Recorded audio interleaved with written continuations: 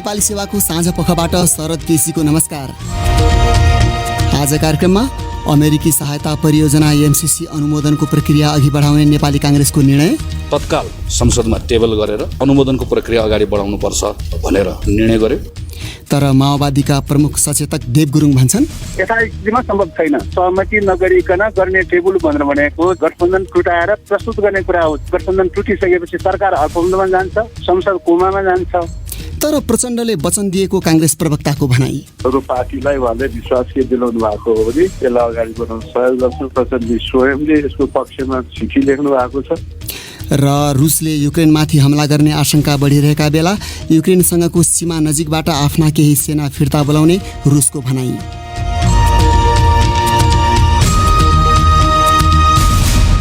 तर सबभन्दा पहिले आजका प्रमुख विश्व समाचार। विनिता दाहालबाट समाचार सुन्नुहोस्। रुसी राष्ट्रपति भ्लादिमिर पुटिनले सुरक्षा सम्बन्धी रुसका आधारभूत चासोहरू सम्बोधन गर्न उत्तर एटलान्टिक सन्धि संगठन नेटो असफल भएको बताएका छन्। जर्मन चान्सलर ओलाफ सोल्ससँग भएको बैठकपछि बोल्दै पुटिनले युक्रेन र युरोपेली भूमिमा मध्यम दूरीका क्षेप्यास्त्र तैनाथी लगायतका विषयमा छलफल जारी राख्न तयार रहेको बताए। तर उनले ती विषयहरू अन्तर्सम्बन्धित भएको उल्लेख गरे।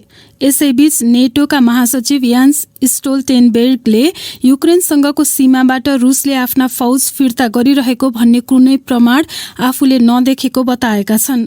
युक्रेनमाथि हमला गर्न लागेको भन्ने विषयलाई बारम्बार अस्वीकार गर्दै आएको मस्कोले यसअघि योजना अनुसार आफ्ना केही सैनिकहरू फिर्ता भइरहेको जनाएको थियो। स्टोल्टेनबर्गले भने हमला गर्नका लागि रुसले सबै कुरा तयारी अवस्थामा राखेको संवाददाताहरूसँग बताएका हुन्। तर क्रेमलिनले अझै पनि कूटनीति जारी राख्न इच्छा देखाएको भन्दै स्टोल्टेनबर्गले उक्त संकेतको भने स्वागत गरेका छन्।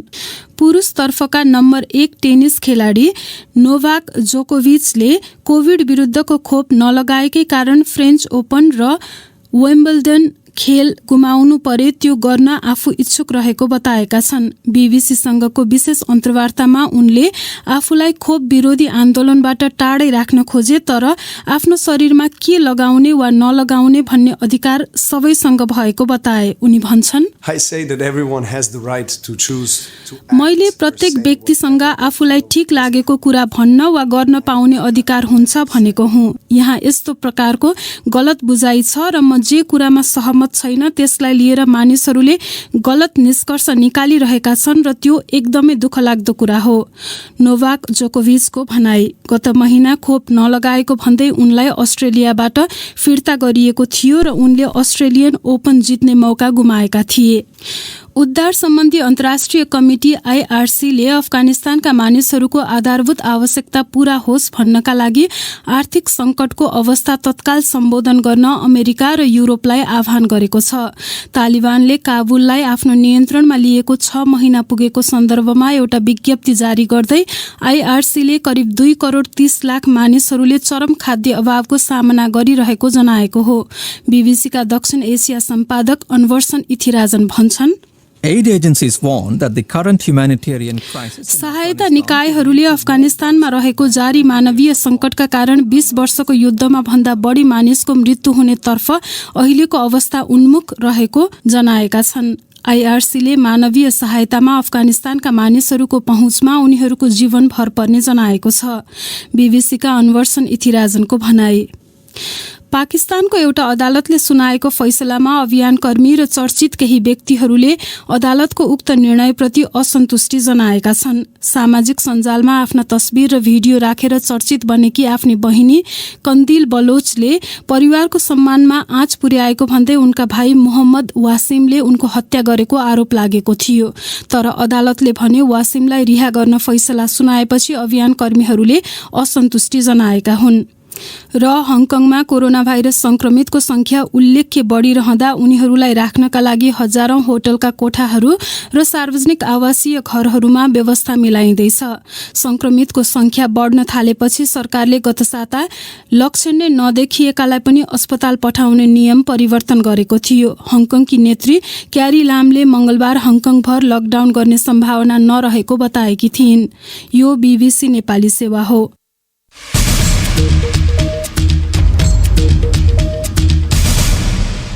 साँझपखमा तपाईँलाई स्वागत छ। सरकारको नेतृत्व गरिरहेको नेपाली कांग्रेसले अमेरिकी सहायता परियोजना एमसीसी सम्झौता अनुमोदनको निम्ति प्रतिनिधि सभामा अघि बढाउने निर्णय गरेको छ। उक्त पार्टीको संसदीय दलको बैठकले त्यस्तो निर्णय गरेको हो। बैठकमा प्रधानमन्त्रीले त्यसको निम्ति आफूले सभामुखलाई आग्रह गरिसकेको जानकारी दिएको एक नेताले बताए। प्रस्तुत छ एक रिपोर्ट। सत्ता गठबन्धन बीच गम्भीर मतभिन्नता निम्त्याइदिएको एमसीसी बारे प्रतिनिधि सभाको भोलिको सम्भावित कार्यसूचीमा केही पनि उल्लेख छैन। तर कांग्रेस संसदीय दलको बैठकपछि महामन्त्री गगन थापाले भने, आज नेपाली कांग्रेसको संसदीय दलले पूर्व प्रधानमन्त्री केपी शर्मा ओलीको नेतृत्वमा रहेको मन्त्री परिषदले यो संसदमा दर्ता गरेको प्रस्तावलाई तत्काल संसदमा टेबल गरेर अनुमोदनको प्रक्रिया अगाडि बढाउनुपर्छ भनेर निर्णय गर्यो। आफ्नो पार्टीको संसदीय दलको बैठकमा कांग्रेस सभापति समेत रहेका प्रधानमन्त्री शेरबहादुर देउवा पनि सहभागी थिए। भोलि सभामुखले कार्यव्यवस्था परामर्श समितिको बैठक डाकेका छन्।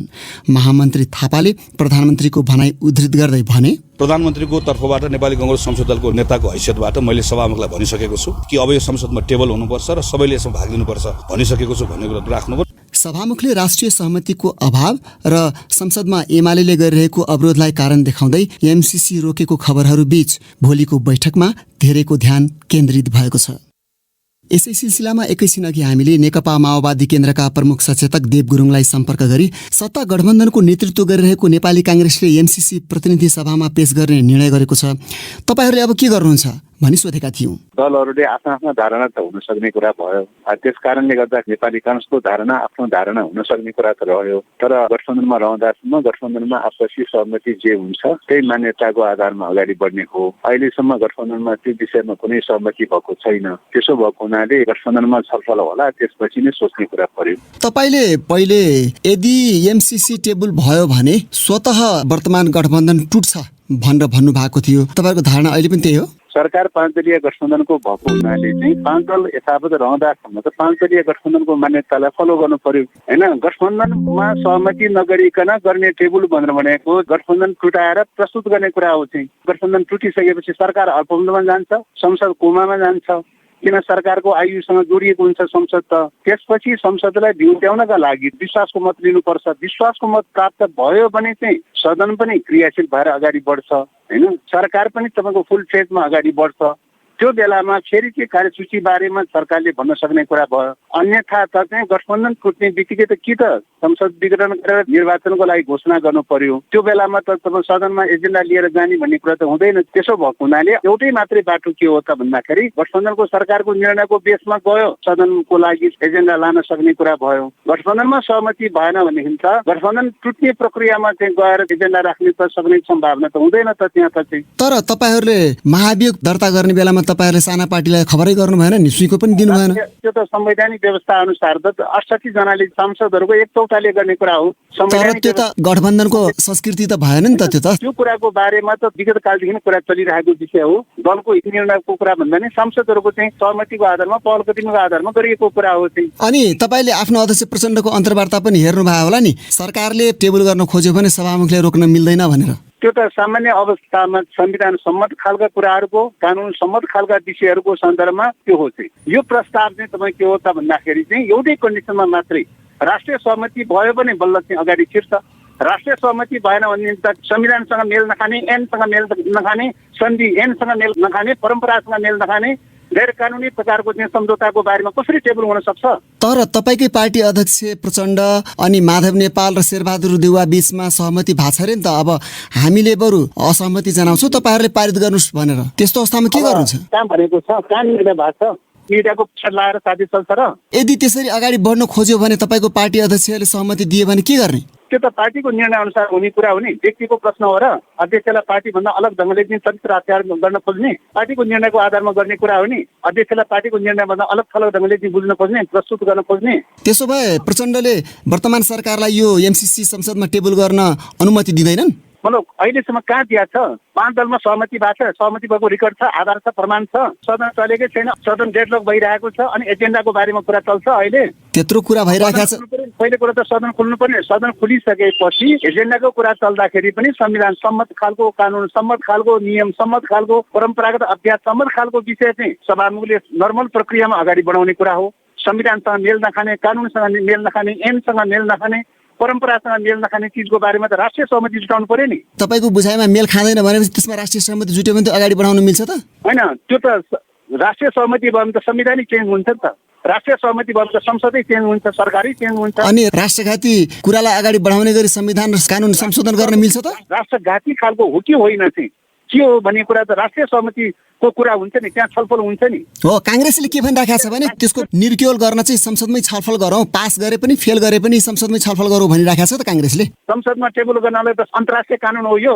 यस्तो विषयहरूमा चाहिँ राष्ट्रिय सहमति भयो प्रक्रिया अगाडि बढ्छ, राष्ट्रिय सहमति भएन भने जे आए त्यही चाहिँ अगाडि बढ्ने भन्ने कुरा त आउँदैन त चाहिँ। अब अन्त्यमा देव गुरुङजी, यदि कथम कदाचित वर्तमान गठबन्धनको तर्फबाट तपाईँको पार्टी समेतले असहयोग गर्दा गर्दै पनि पारित गर्ने वातावरण बनाइदियो भने तपाईँलाई त्यो स्वीकार्य हुन्छ कि हुन्न? अहिलेसम्मको छलफलको आधारमा गठबन्धनभित्र सहमति भएको त छैन चाहिँ। जिज्ञासा मात्रै के भने राष्ट्रहितको अनुकूल छैन, राष्ट्रिय स्वाधीनताको प्रतिकूल छ पनि भन्ने, तर विपक्षमा देखिँदै पनि आफूले त्यसैलाई अनुमोदन हुने वातावरण बनाइदिनु पनि त सहयोग हो नि। त्यसकारण नेकपा माओवादी केन्द्र त्यो बाटो रोज्छ कि रोज्दैन भन्ने जिज्ञासा। पहिलो कुरा त यो चाहिँ अहिलेकै यथास्थितिमा सदनमा टेबल गर्ने कुरा कल्पना गर्न सकिँदैन। दलहरूको बिचमा छलफल गर्ने हो, कति राष्ट्रिय सहमति जुट्छ जुट्दैन, त्यो मान्यताको आधारमा मात्रै अगाडि बढ्ने कुरा हो। त्यही त, अहिले यथास्थितिमा त्यो सहमति भएर टेबल हुने सम्भावना देख्नु भएको छ त? यथास्थितिमा त सम्भव छैन, यथास्थितिमा सम्भव छैन। उनी थिए नेकपा माओवादी केन्द्रका प्रमुख सचेतक देव गुरुङ। उनको यही धारणा सुनाउँदै हामीले नेपाली काङ्ग्रेसका प्रवक्ता प्रकाश शरण महतलाई सम्पर्क गरी माओवादी यथास्थितिमा एमसीसी प्रस्तुत नै हुन नदिने पक्षमा देखिन्छ, यस्तो स्थितिमा अब के हुन्छ भनी सोधेका थियौं। यही हाम्रो दोहोरो चरित्र नेपालको राजनीतिमा सामान्य भएको छ। नेपाली काङ्ग्रेस पार्टी त जहिले पनि चाहे सत्तामा होस् चाहे सत्ता बाहिर होस् एउटै कुरा हामी बोल्छौँ, देशको हितमा, जनताको हितमा। गठबन्धनका नेता साथीहरूलाई र विपक्षी दलको नेताजीहरूलाई पनि हामी के अनुरोध गर्न चाहन्छौँ भने हामीले नै सबैको स्वामित्वमा, सबैको सहभागितामा यो सत्तामा पुगेका नेपालका दलहरू पनि कुनै पनि यो प्रक्रियाबाट अछुतो छैन, सबैको सहभागिता छ। मन्त्री परिषदबाट हामी पास गर्छौँ, लामो छलफलपछि यो निर्णयमा पुग्छौँ। यति उदार शर्त र पारदर्शी ढङ्गबाट अनुदान नेपालमा आएको छैन। हामीले ऋण ब्याज सहित तिर्नुपर्ने सहयोगमा समेत त्यही देशको ठेकदार स्वीकार्य भएको, त्यही देशको कामदार पनि स्वीकार्य भएको भनेपछि यो निःशुल्क सहयोग हो। हामीले तोकेको क्षेत्रमा आउँदैछ, हामीले चाहिँ माग गरेको सहयोगको लागि उनीहरूले चाहिँ यो लिए भनेर आएको होइन। र त्यति मात्र होइन, नेपालको अर्थ सचिवको संयोजकत्वमा जुन संयन्त्र छ त्यसको नेतृत्वमा यो कार्यान्वयन हुन्छ र अन्तर्राष्ट्रिय प्रतिस्पर्धामा यो ठेक्का लाग्छ। कुनै अमेरिकाले आफ्नै ठेकदार आउने, आफै आएर सञ्चालन गर्ने आयोजना होइन। अनुदान सहयोगमा यो खाले चाहिँ उदार शर्त कुन अनुदान सहयोगमा छ, ऋण सहयोगमा पनि छैन। तपाईहरूले अब त्यस्तो तर्क गरे पनि अब माओवादी केन्द्रलाई चाहिँ यो राष्ट्रघाती, संविधान विपरीत, कानुन विपरीत, परम्परा विपरीत लागिराखेको छ, उनीहरूले टेबलै हुन नदिने भन्ने खालको। अब हाम्रो प्रधानमन्त्री हाम्रो पार्टीलाई उहाँले विश्वास के दिलाउनु भएको हो भने हामी यसलाई चाहिँ सहयोग गर्छौँ, यसलाई अगाडि बढाउन सहयोग गर्छौँ भने उहाँले त्यसमा जे बोल्नु भएको छ त्यो पुरा गर्नुपर्छ।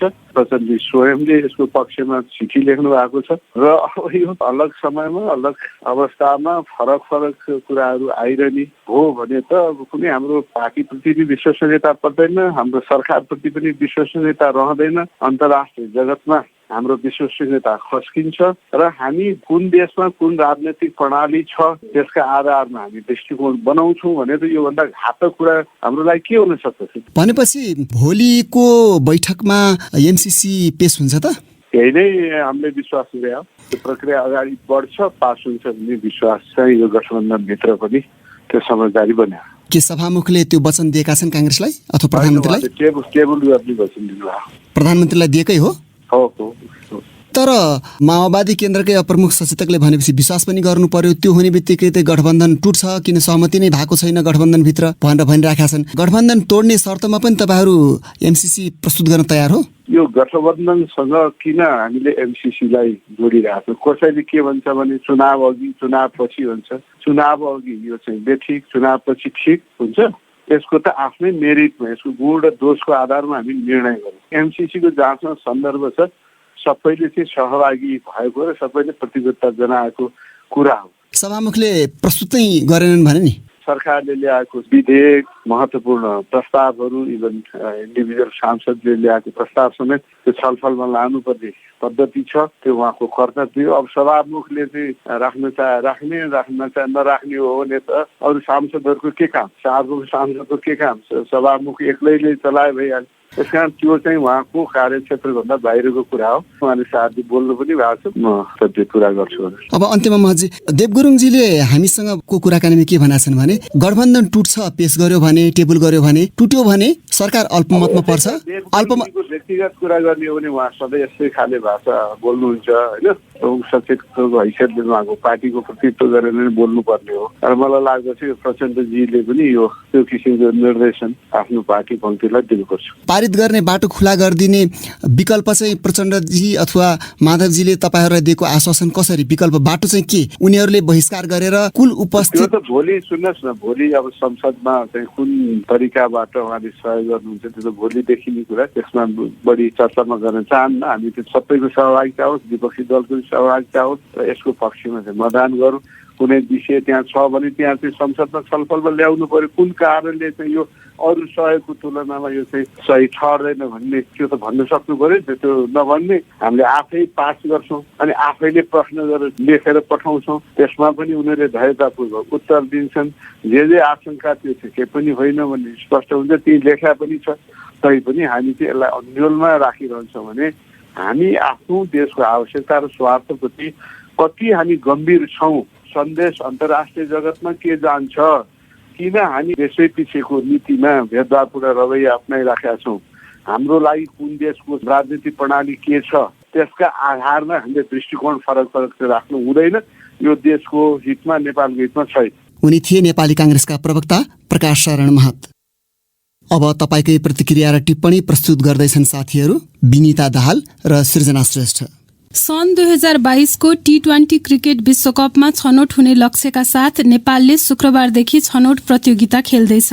हालै सम्पन्न 4 देशीय प्रतियोगितामा 3 मध्ये 1 खेल जितेर अन्तिम स्थानमा रहेको नेपालको प्रदर्शन अनि विश्वकप छनौट हुने सम्भावनाबारे तपाईको धारणा के छ भनी सामाजिक सञ्जाल फेसबुक र ट्विटरमा हामीले सोधेको प्रश्नमा हामीलाई थुप्रै प्रतिक्रिया प्राप्त भएका छन्। कमल बडुवालको धारणा छ अस्ति नै क्यानले खेलाडीलाई बिना कारबाही गरेको पराकम्पहरू देखिएका हुन्। विकास छेत्री लेख्छन् समग्रमा नेपालको खेल राम्रै मान्नुपर्छ। सधैँ क्यानको किचलो, सरकारको उदासीनता, अनेकौं अभाव र तनावका बीच खेलाडीबाट हामीले यहाँ भन्दा कस्तो आश गर्ने। क्यानले समस्या सुल्झाउनुको सट्टा उल्टै खेलाडीहरूमाथि कारबाही गर्ने, कप्तान हटाउने जस्ता क्रियाकलाप गरी खेलाडीहरूको मनोबल घटाउने काम गर्यो। अनि राम्रो खेलेनन्, हार्यो भनेर उल्टै खेलाडीहरूलाई दोष देखाउने प्रवृत्तिको अन्त्य हुन जरुरी छ। राजन बस्यालको धारणा छ ब्याटिङ भन्दा नेपालको बलिङ फिल्डिङ राम्रो छ। 4 देशीय श्रृङ्खलामा अन्तिम हुनाले नेपाललाई अगाडि कसरी बढ्ने भन्ने जिम्मेवारी बढेको छ। विश्वकपमा छनौट हुने सम्भावना देखिन्छ, खेलाडी आत्तिनु हुँदैन। इन्द्र नारायण श्रेष्ठको धारणा छ अबको छनौट खेलमा कमजोर ब्याटिङलाई सुधार्दै र बलिङलाई पनि अझ तिखार्दै अगाडि बढ्न सकेको खण्डमा सन् 2022 को विश्वकप खेल्ने सम्भावना प्रबल रूपमा देखा परेको छ। कृष्ण पाठकको धारणा छ सरकारले खेलाडीको मान सम्मान, आत्मबल बढाई उच्च सम्मानका साथ हेरिदिने हो भने खेलाडीले जुनै खेलमा पनि जित सजिलै हासिल गर्न सक्छन्। रूपेश बस्नेत लेख्छन् म चाहिँ अनुभवी खेलाडीहरूको कमी भएको महसुस गर्छु। ब्याटिङमा मध्यक्रममा धेरै सुधारको आवश्यक छ। अर्जुन उप्रेतीलाई चाहिँ खेलाडीका लागि पर्याप्त हौसला नभएको र खेलमा राजनीति मिसिएको छ भन्ने लागेको रहेछ। उनी लेख्छन् खेल्नका लागि एउटा भन्दा अर्को गतिलो ग्राउन्ड छैन। क्रिकेट टोलीको व्यवस्थापनमा पनि राजनीति छ। खेलाडीलाई उत्प्रेरणा र हौसला दिने खालका कुनै गतिविधि नरहेको अवस्थामा पनि खेलाडीले राम्रो प्रदर्शन गरेका छन्। श्याम पन्थीको अलि फरक धारणा छ। क्यान र खेलाडीहरू बीचको विवाद, कोरोना भाइरसको असर र मुख्य प्रशिक्षक नियुक्तिमा भएको ढिलाइले गर्दा खेलाडीहरूले पर्याप्त अभ्यास गर्न पाएनन्। त्यसको प्रत्यक्ष असर 4 देश सम्मिलित अभ्यास प्रतियोगितामा देखिएको छ। नेपालले कमजोर पक्षलाई सुधार गरी विश्वकप छनौट प्रतियोगितामा उत्कृष्ट प्रदर्शन गर्दै विश्वकपमा स्थान बनाउला भन्ने आशा छ। अनि रूपक छेत्रीले बुदागत रूपमा आफ्नो धारणा राखेका छन्। सरकारले खेलाडीलाई खेलाडीलाई सेवा सुविधा दिनुपर्छ र खेलमा लगानी बढाउनुपर्छ। धेरैभन्दा धेरै घरेलु प्रतियोगिता गराउनुपर्छ। क्यानभित्र हुने राजनीति हटाइनुपर्छ। सबै प्रदेशमा राम्रो क्रिकेट मैदान बनाउनु पर्यो ताकि नयाँ खेलाडीले मौका पाउन्। अब अन्तर्राष्ट्रिय विषय। युक्रेनमाथि हमला गर्ने आशंका बढिरहेका बेला रुसले युक्रेनसँगको सीमा नजिकै रहेका आफ्ना केही सेना फिर्ता बोलाउन लागेको बताएको छ। रक्षा मन्त्रालयले ठूलो स्तरका अभ्यासहरू जारी रहे पनि केही एकाइहरू भने आफ्ना आधार क्षेत्रमा फर्किने बताएका हुन्। तर फौज फिर्ताको विषयमा स्वतन्त्र रूपमा पुष्टि हुन सकेको छैन।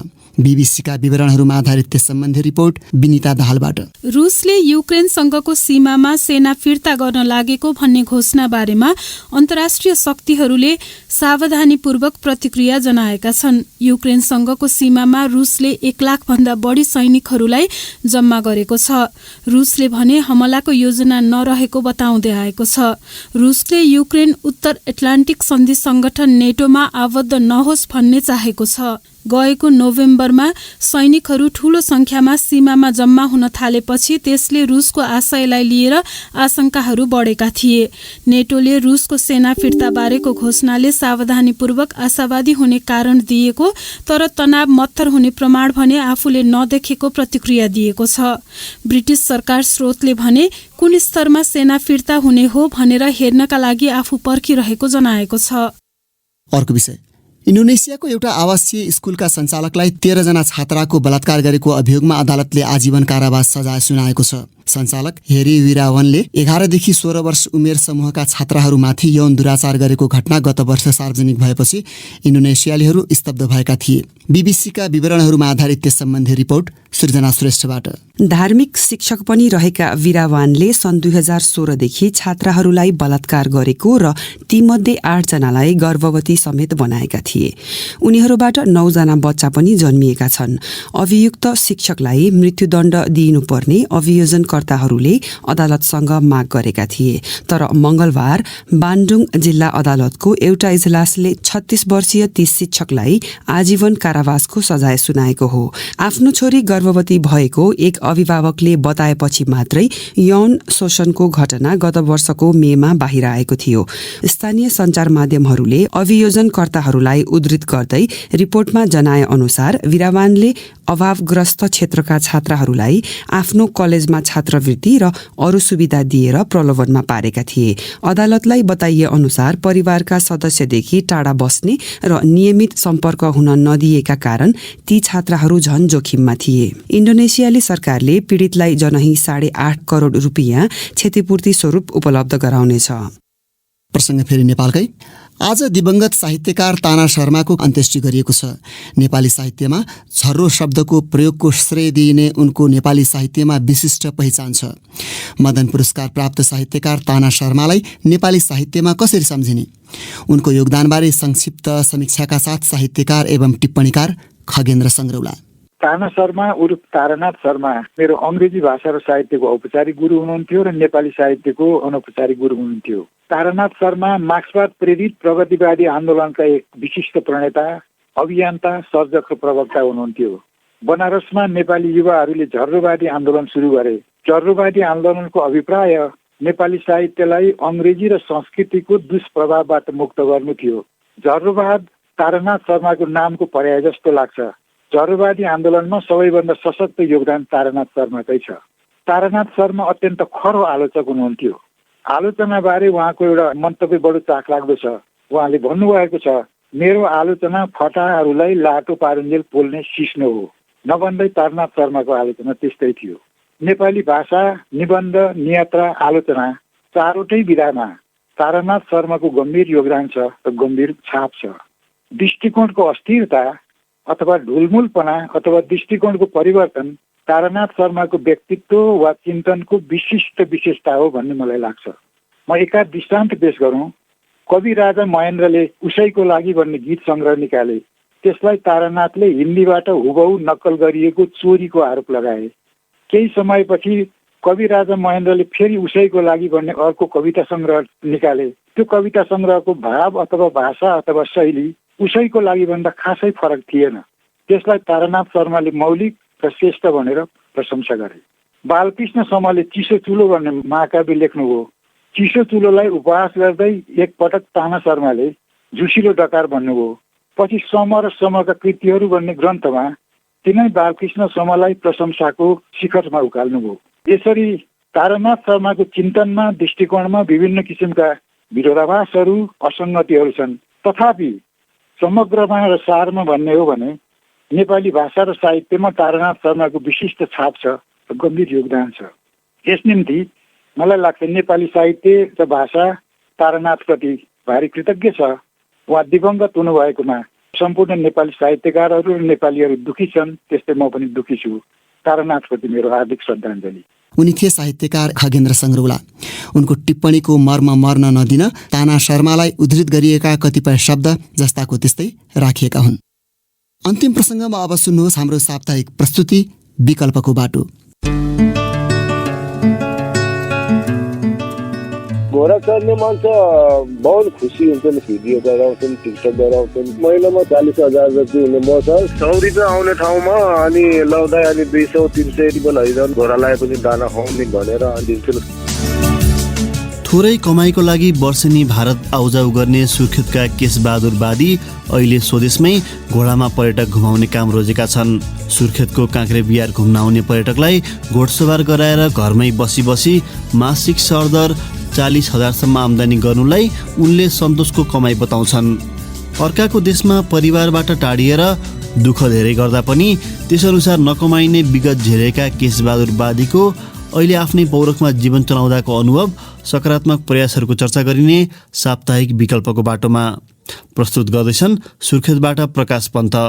कालापारको कमाइले घर व्यवहार धान्नै मुस्किल भएपछि 2 वर्ष अघि केशबहादुरले आय आर्जनको नयाँ उपाय निकालेका थिए। अहिलेको जमानामा चाहिँ अब सबको हातमा मोबाइल हुँदाखेरि एउटा घोडा ल्याएपछि दाजुभाइले कसैले अब घोडा चढ्ने अनि टिकटक गराउने, भिडियो गराउने गर्छ भनेर आफ्नै दिमागले ल्याइयो। महिनामा 40,000 जति हुने म छ। घोडा किनेर काँक्रेबिहार हेर्न आउनेलाई घुमाउन थालेपछि पैसा कमाउन भारत जानु नपरेको र दैनिक जीवन पनि चलाउन सहज भएको उनी बताउँछन्। बाहिरको देशमा 2,000 कमाउनु भने आफ्नो 1,000 कमाएको धेरै राम्रो छ। भरपर्दो आम्दानी नहुँदा विगतमा सानोतिनो समस्या पर्दा पनि ऋण सावट नपत्याएका छिमेकीहरू अहिले भने गतिलो आम्दानी देखेर आफूमाथि विश्वास र भरोसा गर्न थालेको उनको भनाइ छ। पैसा हुने भनेपछि गाउँले पनि हाम्रो मान्ने रहेछन्। पैसा छैन भनेपछि सर हेला गर्ने। अनि पहिला गाउँमा चाहिँ ऋण दिँदाखेरि दिँदैनौ भन्दै गरे, अहिले काँक्रेबिहार घोडा चलाउँछन् अनि भाइले कमाउँछन् भनेर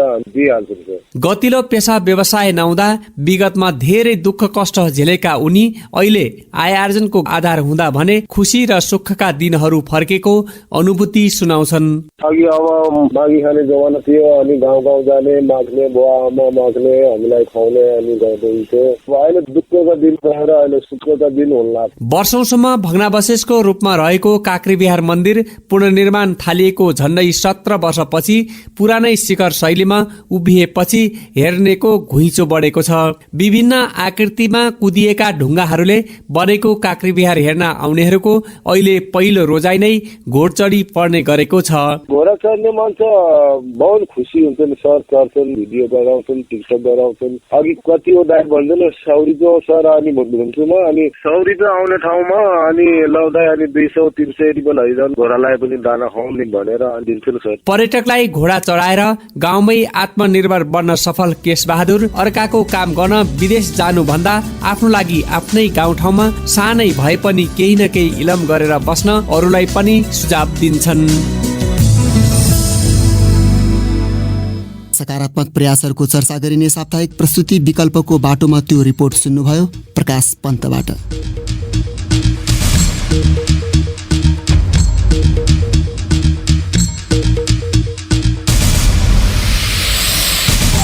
हवस् त यसका साथै BBC नेपाली सेवाको साँझ पख यही सकिन्छ। अब हामी भोलि बिहान 7:15 बजे बिहानी पख लिएर आउनेछौँ। त्यस बेलासम्मका लागि हामी सबैलाई बिदा दिनुहोस्। नमस्कार।